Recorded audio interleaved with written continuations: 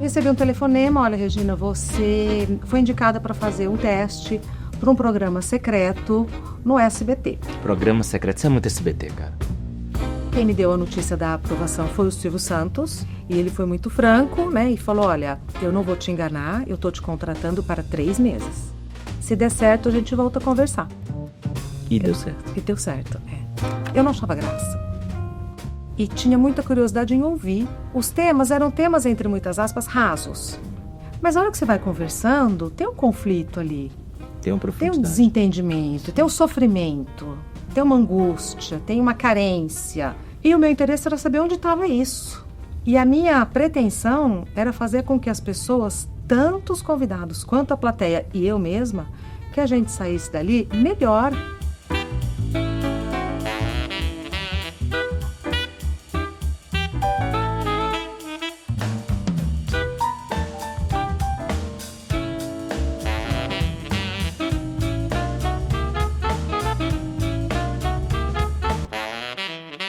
Olá, meus amigos, sejam muito bem-vindos a mais um Olho no Olho. E a minha convidada de hoje, há 21 anos atrás, ela mudou a forma de se apresentar ao programa popular na televisão, sem esculacho, fazendo o que eu faço aqui, olhando no olho, com o coração e com a alma.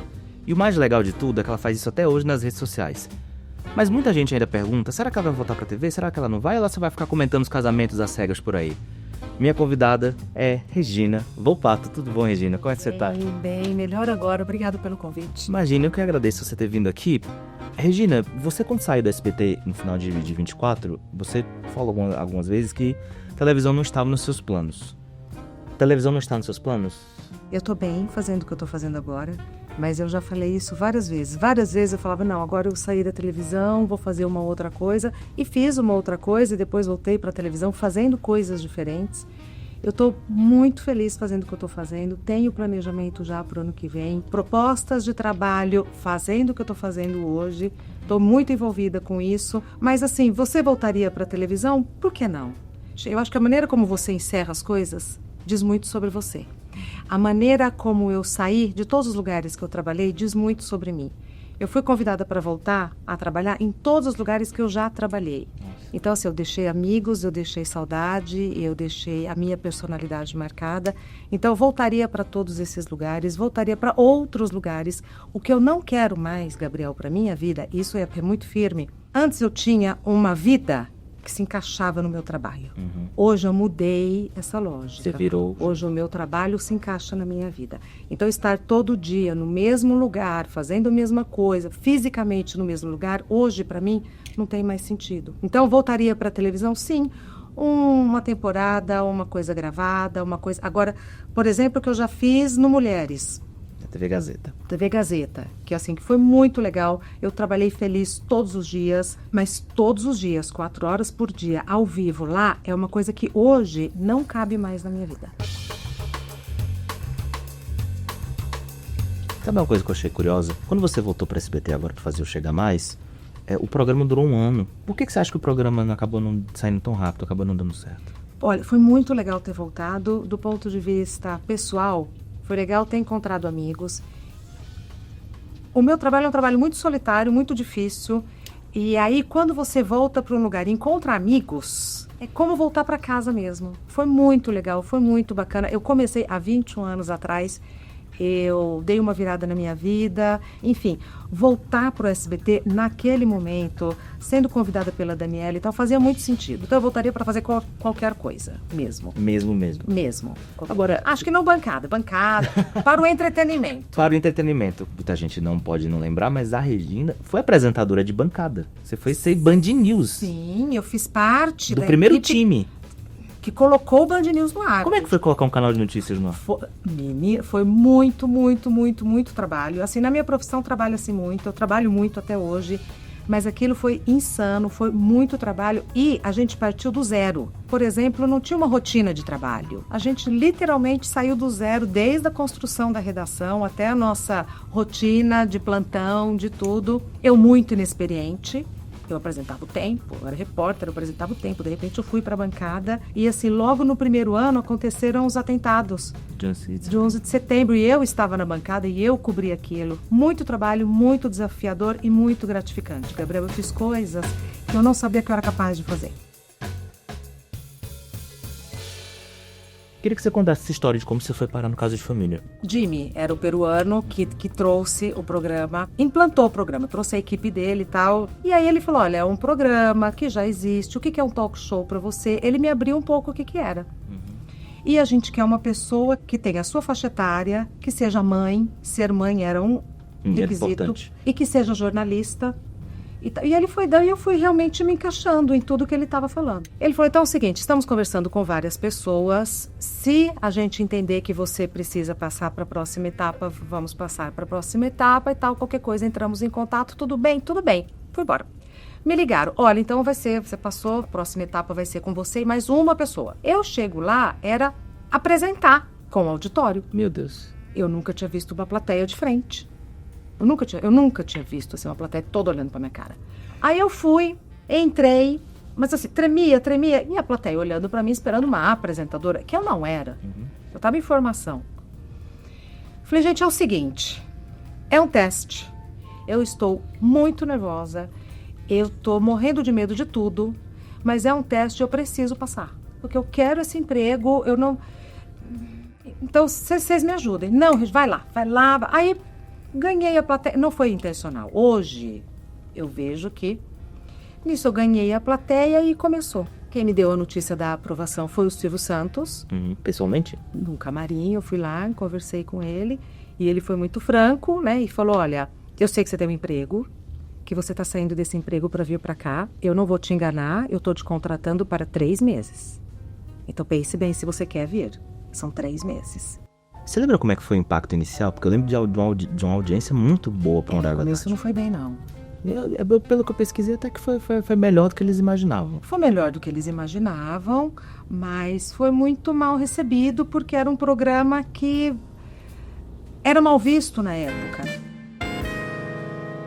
Porque esse tipo de programa, até para dar um contexto, nos anos 2000, anteriormente a Regina, a gente tinha a referência era a Márcia e o programa do Ratinho, que tratavam programas populares com um pouco mais de esculacho, com viés de briga, com viés de bate-boca. Você foi justamente pro oposto. Era uma intenção do programa ou foi uma intenção sua? Tá, só um parênteses, que eu tenho a maior admiração tanto pela Márcia quanto pelo Ratinho. Perfeito. Né? Assim, não vejo demérito nenhum neles. Claro, é apenas um contexto. Exatamente. Não, eu acho que foi o meu... Eu sempre tive muita liberdade para trabalhar em todos os lugares. O que é muito bom, mas, por outro lado, a responsabilidade é toda sua, né? E eu falei, então se a responsabilidade é toda minha, eu vou fazer do meu jeito.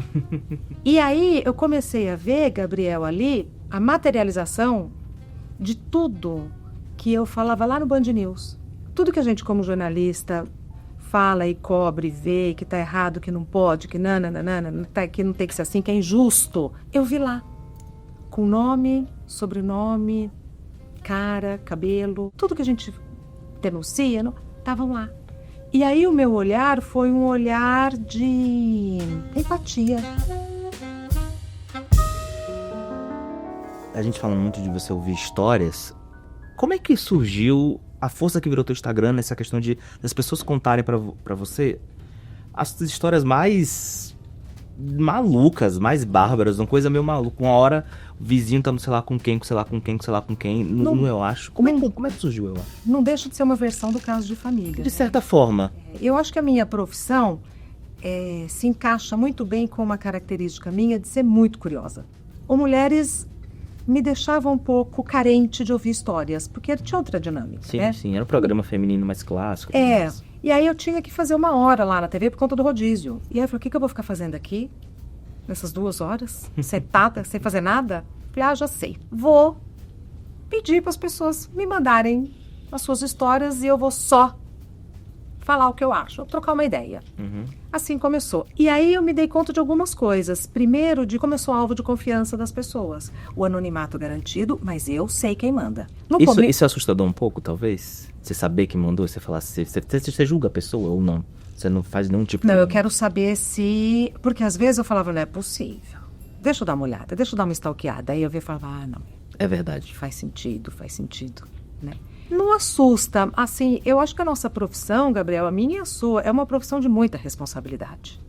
Porque você conversa com as pessoas, depois você conta o que foi essa conversa, é de muita responsabilidade. falar o que eu acho que é uma responsabilidade extra, né? Porque o julgamento, é impossível não julgar, é impossível não me colocar nas situações. Eu tento ser a mais coerente, a mais empática possível, é o que eu posso oferecer. Gina, agora eu queria que você falasse como é que surgiu esse convite para você fazer um react do Casamento às Cegas de 50 mais. A Netflix te chamou, como é que foi o convite? Pra quem não assistiu, tá engraçadíssimo e complementa muito bem o programa, porque o programa você tem vergonha às vezes de ver algumas coisas, né? Então assim, como é que surgiu esse convite pra você ir lá no Casamento às Cegas? Quando eles foram lançar essa nova temporada, eles me chamaram para uma ação ali, conhecer o cenário e tal, e foi quando eles deram a notícia que ia ser 50 mais. E nessa dinâmica, eles entraram em contato comigo, e aí combinamos um dia, então assim, acho que eu fiquei umas 4 horas, 3 horas e meia, 4 horas dentro da cabine, porque a gente assistiu um compilado da temporada toda, e realmente eu não sabia quem ia estar comigo, foi tudo muito... Como é a dinâmica do Casamento às Cegas. Eu entrei na cabine, abri o microfone, quem tá aí? Yuri. Yuri, você faz o quê? Eu sou humorista, você é o quê? Eu sou jornalista, trocamos uma ideia, não sei o quê, começamos a assistir juntos. No final das 3 horas e pouco, já éramos amigos. Foi porque 3 horas e meia junto vendo reality show, realmente você vai acabar ficando amigo da pessoa. E um reality de relacionamento. Exatamente. E aí, e ele com a opinião dele, eu com a minha, e às vezes eu fazia um comentário, ele falava, pô, Regina, agora você alugou um triplex, né? Não é que é verdade? E a gente apostando uma coisa ou outra e torcendo pelos casais, foi muito, muito, muito legal. Foi muito interessante ver como a geração 50 mais, porque é 50 mais mesmo, como é uma geração que, eu vou falar das mulheres, que tá a fim de viver a vida, que se permite e que lida com o que tem. O filho não quer que eu participe, então, mas eu quero, eu tô indo. O fulano é assim, mas vamos dar uma chance, não sei, sabe assim, foi muito interessante ver isso. Foi muito interessante também ver que alguns resquícios de comportamentos que eu particularmente acho que são nocivos ainda permanecem entre as mulheres, entre os homens, entre os casais. Então foi muito legal assim ver a minha geração lá se dispondo a esse experimento, vivendo, se desafiando.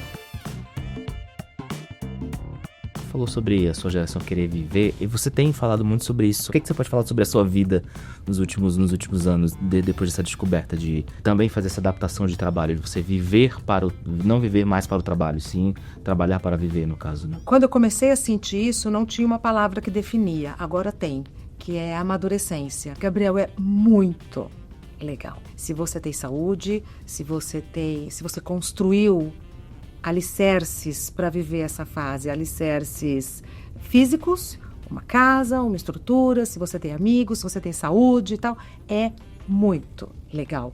Porque de verdade, assim, eu olho para o espelho, eu gosto do que eu vejo, o meu exterior reflete o meu interior, uma disposição para a vida, uma alegria, uma leveza, uma tranquilidade.